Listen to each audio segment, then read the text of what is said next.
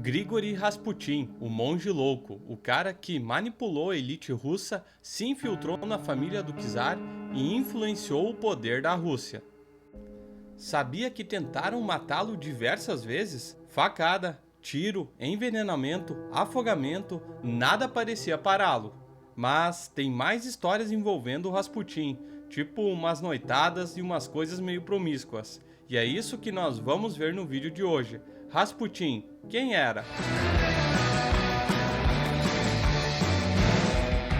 Fala galera, Júnior aqui. Antes de continuar eu quero pedir a ajuda de vocês. Se inscrevam aqui no canal e deixem seu like. Galera, isso é muito importante para eu continuar a produzir conteúdo. Muito obrigado!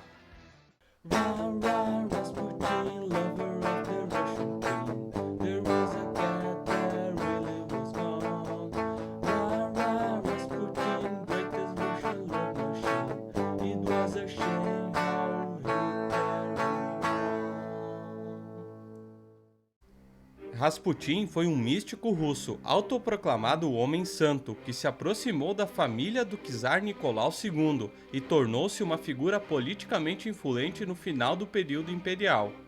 Nascido de uma família de vida simples na vila de Pokrovskoye, na Sibéria, Rasputin passou por uma experiência de conversão religiosa após uma peregrinação até um mosteiro em 1897. Desde jovem, ele já era uma pessoa carismática, de espírito atrevido e que sabia se comunicar, se conectar e influenciar os demais. Ele também já apresentava a capacidade de curar as pessoas e fazer previsões. Após viajar a Petrogrado por volta de 1903 a 1905, Rasputin cativou alguns líderes da Igreja Ortodoxa Russa e da sociedade.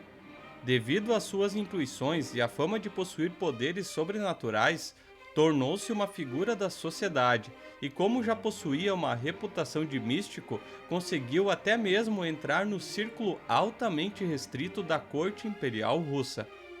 No final de 1906, Rasputin começou a atuar como curandeiro do czar e de seu filho Alexei. Ele era o único herdeiro do trono e sofria de hemofilia. Nessa doença, o sangue não coagula corretamente e causa, entre outras coisas, um sangramento excessivo. Nenhum médico da época conseguiu ajudar o garoto, porém, Rasputin aparentemente conseguiu encontrar um meio de ajudá-lo.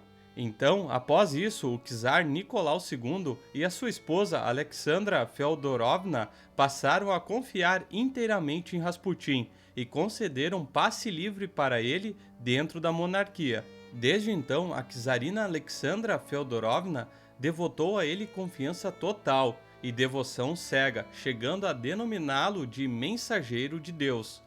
Com esta proteção, Rasputin passa a influenciar a corte e principalmente a família imperial russa, chegando até mesmo a colocar homens como ele no topo da hierarquia da poderosa Igreja Ortodoxa Russa. Aí, ele ganhou poder e começou a expandir a sua influência ainda mais dentro da corte. Chegou a ter o poder de nomear ministros e assinar petições. Entretanto, para muitos, ele era uma figura controversa. Para alguns russos, ele era visto como um místico, visionário e profeta.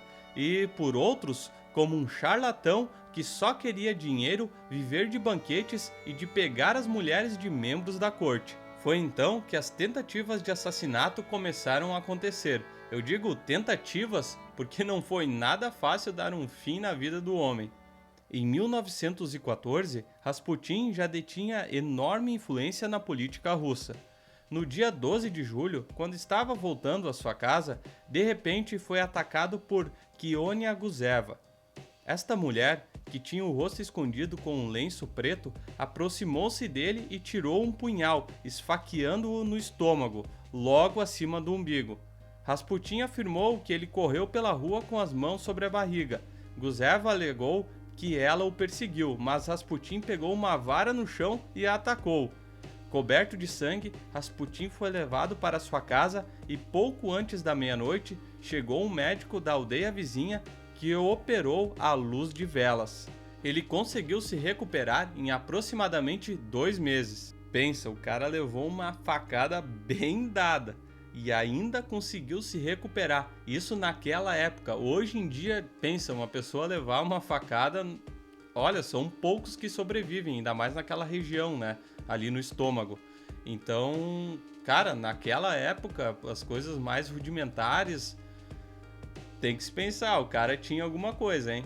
Bem, todavia, o seu comportamento considerado dissoluto, licencioso e devasso, com supostas orgias e envolvimento com mulheres da alta sociedade, começou a levantar suspeitas e levou a denúncias feitas por políticos. Por conta disso, o czar Nicolau II afasta-se então de Rasputin. Porém, a czarina Alexandra mantém sua confiança absoluta no monge decadente.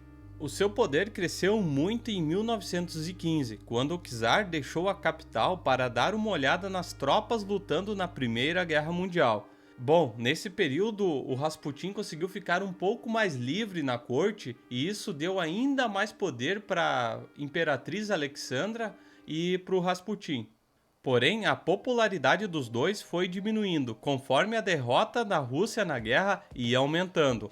Logo, a Primeira Guerra Mundial trouxe novos contornos à atuação de Rasputin, já odiado pelo povo e pelos nobres, que o acusaram de espionagem a serviço da Alemanha. Então, em dezembro de 1916, outra conspiração para matar Rasputin começou a ser tramada novamente. Dessa vez, envolvia a família imperial. O príncipe Félix Yusupov, em uma trama com parlamentares e aristocratas da grande estirpe russa, convidaram Rasputin para um banquete. Eles haviam preparado uma comida com cianeto de potássio, composto bastante tóxico. A quantidade de cianeto que eles colocaram na comida seria capaz de matar todos ali no jantar. Porém, Rasputin comeu sozinho praticamente toda a refeição e nada aconteceu. Todos ali ficaram chocados e começaram a pensar que as histórias místicas envolvendo Rasputin eram mesmo verdade. Foi então que eles desferiram diversos tiros em Rasputin, um deles na testa. Entretanto, ele continuava vivo. Todos ficaram ainda mais espantados e, com muito esforço, conseguiram amarrar seu corpo. Eles também o espancaram e cortaram seu órgão genital. Após isso, jogaram Rasputin num rio extremamente gelado. 2 dias depois, o corpo foi encontrado, e a causa da morte, pasmem, não foi por causa dos tiros, não foi por conta do espancamento, do envenenamento ou por afogamento, como supunha-se que fosse, e sim por hipotermia, ou seja, ele morreu de frio, morreu congelado. Bem estranho, né? Há muita incerteza sobre a vida de Rasputin e o grau de influência que ele exerceu sobre o czar e a Alexandra. Os dados são muitas vezes baseados em memórias duvidosas, boatos e lendas. Enquanto a sua influência e posição possam ter sido exageradas, ele tinha se tornado um sinônimo de poder, de devassidão e luxúria, ao ponto de alguns escritores terem afirmado que a sua presença desempenhou um papel significativo no aumento da impopularidade da Casa Imperial. Alguns historiadores sustentam o envolvimento do serviço secreto britânico no assassinato de Rasputin. Tal envolvimento seria decorrente da crença de que Rasputin poderia influenciar o czar a aceitar a paz com a Alemanha e retirar-se da guerra. Assim, a Alemanha poderia transferir um grande número de tropas para a frente ocidental, algo que os britânicos não queriam. Então, os agentes britânicos teriam colaborado ativamente para o assassinato de Rasputin, com o intuito de manter a Rússia na guerra e forçar a Alemanha a defender a frente oriental. Então, você acredita que o Rasputin era tudo isso mesmo? Ou acredita que boa parte dessas histórias são boatos? Comenta aqui embaixo. Também não se esqueça de se inscrever aqui no canal, ativar as notificações e eu aguardo vocês no próximo vídeo. Valeu!